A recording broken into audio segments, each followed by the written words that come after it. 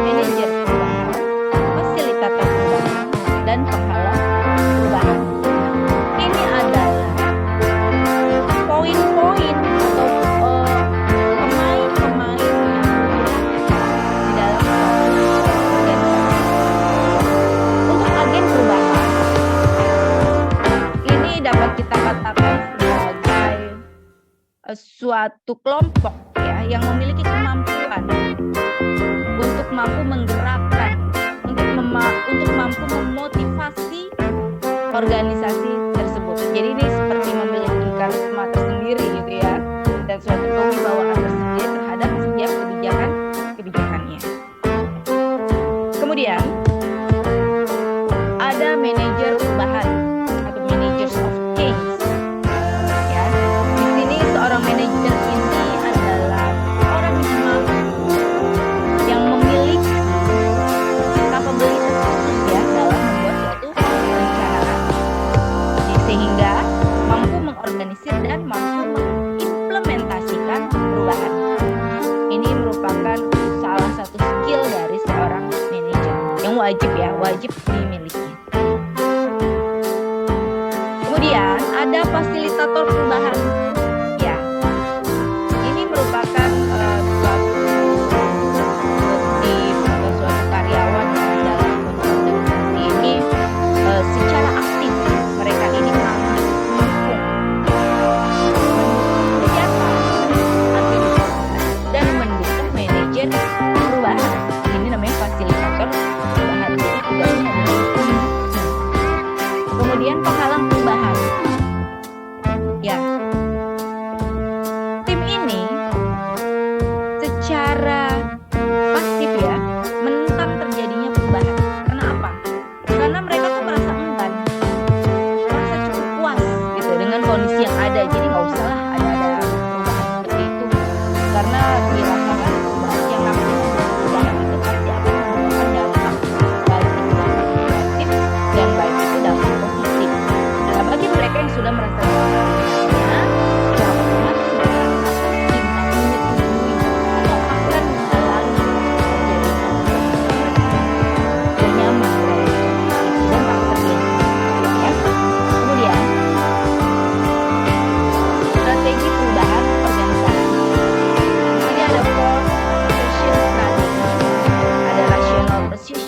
strategi, ada shared power strategi.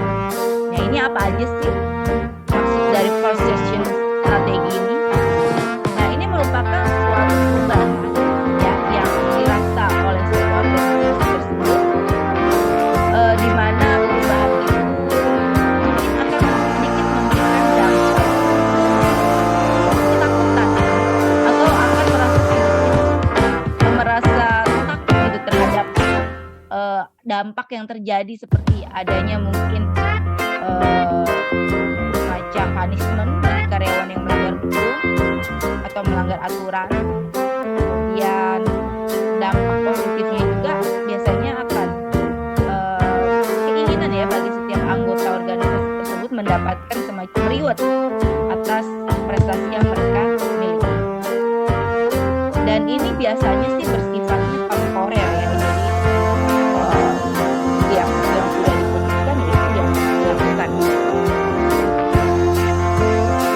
Nah, kemudian ada rational position strategy. Nah, perubahan ini tuh dilakukan dengan memiliki perubahan ini dilakukan dengan kita tuh harus memiliki namanya pengetahuan. Kita harus pandai berargumen.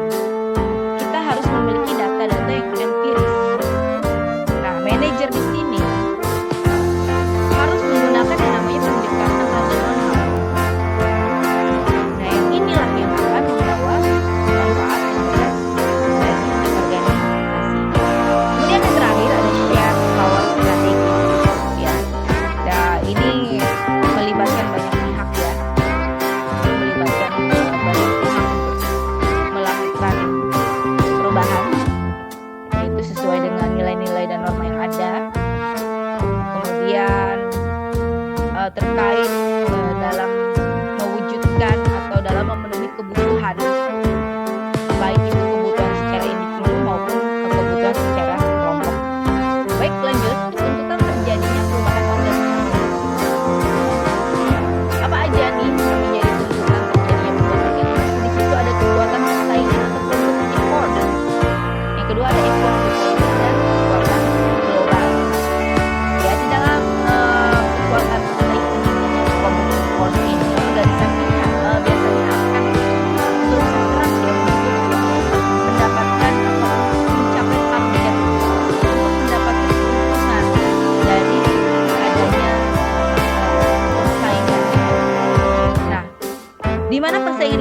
menjadi pemicu ya untuk melakukan suatu perubahan organisasi. Karena yang namanya suatu persaingan ini memiliki hal-hal itu yang terkaitnya dengan yang namanya efisiensi, kemudian kualitas, kemampuan bagi perusahaan atau organisasi tersebut melakukan suatu inovasi baik itu produk dan jasanya. Nah, jika mereka tidak mampu mengungguli para pesaing-pesaingnya ini ya terkait dengan efisiensi, kualitas, kemampuan, inovasi, maka dipastikan organisasi ini akan hilang atau tidak bertahan lama, gitu ya. Kemudian ekonomi politik dan kekuatan global. Nah, di dalam ekonomi politik dan kekuatan global ini, mereka secara terus-menerus mempengaruhi organisasi ya, di mana biasanya perubahan organisasi ini menjadi suatu kekuatan yang penting atau menjadi satu alasan yang penting terkait dengan pemerintahan, terkait dengan perekonomian, dan terkait dengan politik. Nah, ini sangat mempengaruhi yang namanya sebuah perubahan. Ya. Baik, lanjut. Model perubahan organisasi merupakan proses membaharui dan struktur organisasi dalam upaya melayani kebutuhan dan tuntutan pelanggan. Stakeholder lainnya, baik internal maupun eksternal yang selalu berubah. Nah, di dalam perubahan ini, ya, kalau kita definisikan lagi, perubahan itu seperti sebuah fitur ya, seperti sebuah fitur handphone, di mana kalau misalnya dibuat suatu desain atau model baru, pasti ada fitur-fitur yang mampu mengungguli seri handphone sebelumnya, gitu ya. Nah, itu kan berlaku bagi yang namanya sebuah kehidupan di dalam organisasi. Selalu ada fitur-fitur baru akan menjadi motor penggerak di dalam tujuan organisasi. Baik itu dari segi strateginya maupun dari segi operasionalnya. Ya. Nah, ini hal ini tidak boleh dilakukan dengan takut, dengan ragu-ragu. Kan kiranya mendapat organisasi, maka harus segera dilaksanakan. Nah, ini merupakan bagian penting ya untuk mencapai tujuan masa depan tersebut. Para pemimpin ini biasanya menyadari bahwa perubahan itu tidak dapat dielakkan. Nah, untuk bertahan ya dalam organisasi, ya kita harus melakukan perubahan yang sistem, ya, dengan berbagai fitur-fitur yang mampu membawa organisasi menjadi lebih maju. Masuk kepada level perubahan, itu ada 3 ya. Ada perubahan makro evolusioner, perubahan mikro evolusioner, perubahan politis. Nah, apa sih itu dari perubahan makro evolusioner? Ini merupakan suatu perubahan di dalam organisasi ya, di mana hal ini disebabkan oleh perilaku dari organisasi lainnya. Nah, inilah yang sering mempengaruhi organisasi tersebut, sehingga sering terjadinya perubahan. Kemudian selanjutnya ada perubahan mikroevolusioner. Nah, perubahan jenis ini biasanya terkait atau terpengaruh dari faktor-faktor eksternal yang dalam mendahului di dalam organisasi tersebut, baik itu terkait dengan pertambahan orang,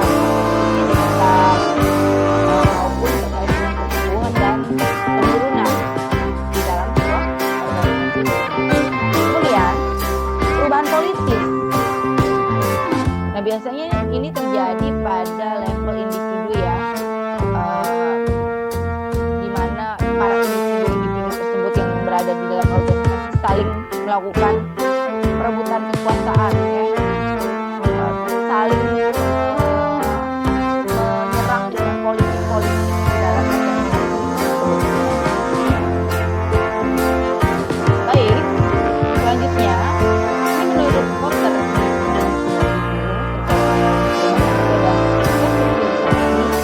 rekayasa ulang dalam pembangunan strategi baik merampungkan program-program kualitas.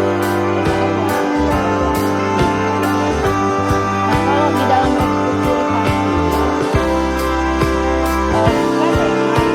jika memang di dalam organisasi tidak memadai ya, tidak terkait dengan efisiensi dan efektif dirasa sudah tidak ada manfaatnya ya untuk mencapai tujuan organisasi, maka bisa dilakukan dengan melakukan unifikasi atau penggabungan beberapa unit kerja.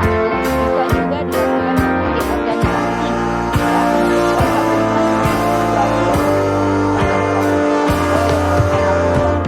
salah satu atau satuan dari yang ada di dalam organisasi tersebut.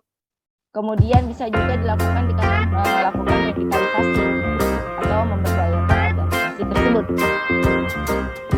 Nah, di dalam rekayasa ulang ya, di dalam rekayasa ulang ini itu bisa, yang pertama itu bisa terjadi yang namanya perubahan dalam sistem organisasi seperti sistem produksi, sistem pemasarannya, sistem komunikasi dan lain-lain. Kemudian di dalam rekayasa ulang ini juga memiliki tujuan, yaitu membangun keterkaitan atau membangun organisasi yang lebih efektif dan efisien dengan sistem-sistem yang sudah terkontrol. Oke. Kemudian lanjut kita akan masuk ke yang namanya perampingan ya. Nah, perampingan ini merupakan upaya yang dilakukan oleh organisasi untuk mengurangi istilahnya untuk mengurangi beban-beban pengeluaran supaya bisa lebih efisien ya, kemudian unit-unit yang dianggap kurang esensial atau tidak penting ya. Kemudian program-program kualitas, nah ini biasanya dilakukan memperbaiki mutu produk atau jasa yang diberikan ya di dalam satu organisasi tersebut. Nah,